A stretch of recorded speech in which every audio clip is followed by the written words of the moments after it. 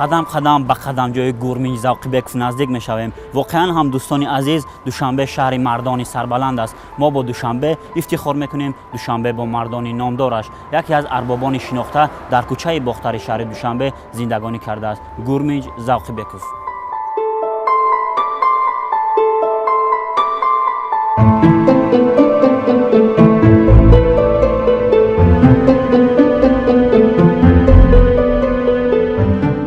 سال 1984 همین ستار رو با همراهی استا خدای نظر ساختند که چوب این تاریخ 200 ساله دارد. نقشه همین ستار رو خود گورمینج زوقیبکوف کشیده است. این اولین ستاره می باشد که با چنین حجمی بزرگ ساخته شده است و برای همین نام این اسباب را شاه ستار ماندند.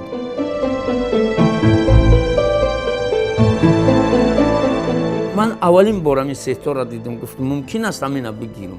گفت آها چی زور می شود.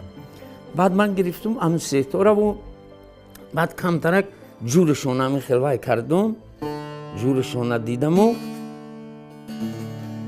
کمترک نوجوری بود. من جور کردم که وای فهمید که این شخص چیزی که به همین ساز موسیقی میل دارد.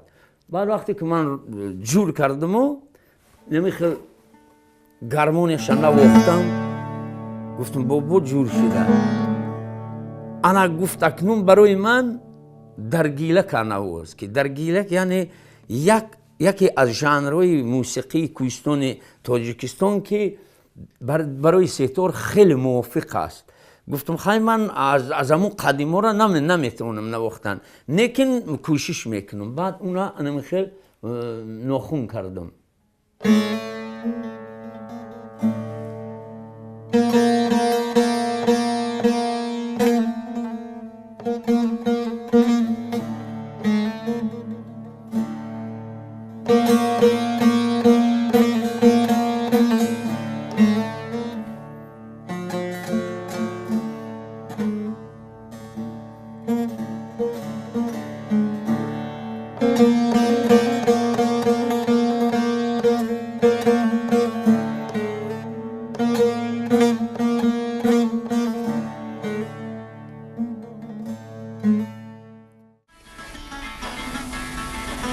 ستار وقتی که ستار به دست میگیرن اول البته یک درگیلک مینوازن.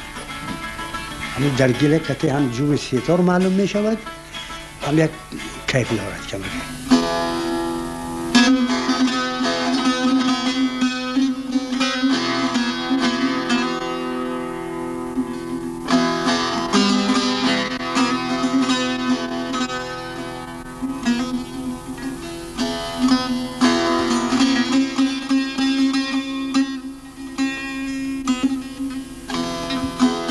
در تاجیکستان این یگانه آثارخانه است که در آن اسباب‌های گوناگون موسیقی از نیاگان یادگار مانده با سعی و تلاش‌های این هنرمند صنعت پرست گرد آورده شدند.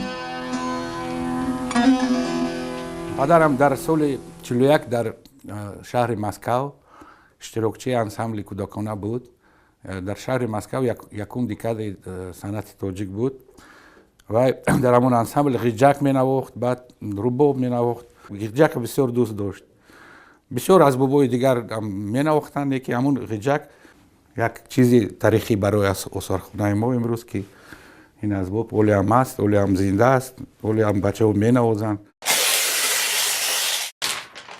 خب این ساز موسیقی ستار نام دارد که تخمین سال 1970 وقتی که در سفر هنری در ارومچی خیتای بابای گورمینج یعنی همراه یک گروه هنرمندان وقتی که در اونجا اشتراک کردگی بود، از همونجا توفه کرده آوردگی هستند. برای اینکه ارومچی هم خلقای بسیارتر خلقای تاجیک نشینند. برای همین اون چیز رو از همونجا یعنی یک نشان رس آورده در آثارخانه موندگی که این ستاره اکای اقبال شو در وقت خواندن انستیتوت صنعت انا همون وقت این یکی از سازهای اساسی کاری اقبال شو بود.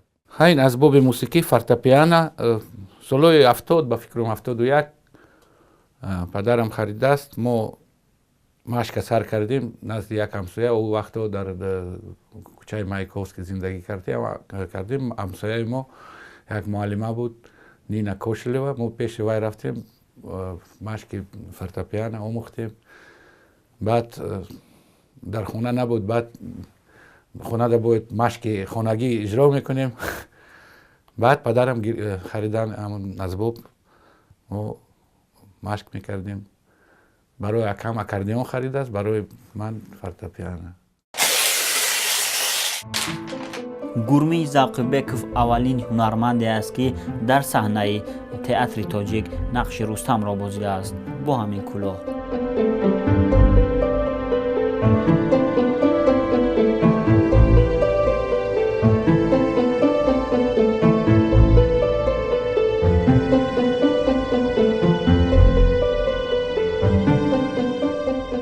ин осорхона ташкил кардааст, на барои ману, на барои акам, на барои хештабор, ин барои мардуми тоҷик сохтан. ҳозир ман фикр мекунам, ки ин чӣ хел бояд қувват доштан, хел бо дар театр, дар кино кор кардан, бо ин корро ҳам иҷро кардан дар зиндагии худашон. ин ҳозир ба фикрам ҳамон осорхона, ҳамон коллексияи азбобҳои мусиқӣ бисёр хизмат мекунад барои ҷавоно, барои бисёр ҷавоно мебиёянд музей, осорхона, азбоб интихоб мекунанд, менавозанд.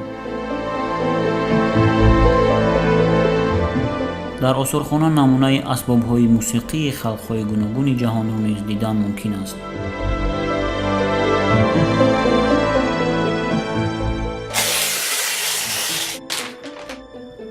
зиёрати қадамҷои бузургон кори хайр аст. имрӯз мо ба қадамҷои рустами саҳнаи тоҷик Гурминҷ Завқибеков омадем ва лаҳзае китоби хотираҳоро варақгардонӣ кардем. ҳаминро дарк кардам, ки аз ҳама хотираи рӯшан хотираест, ки ишқу зебоӣ дорад.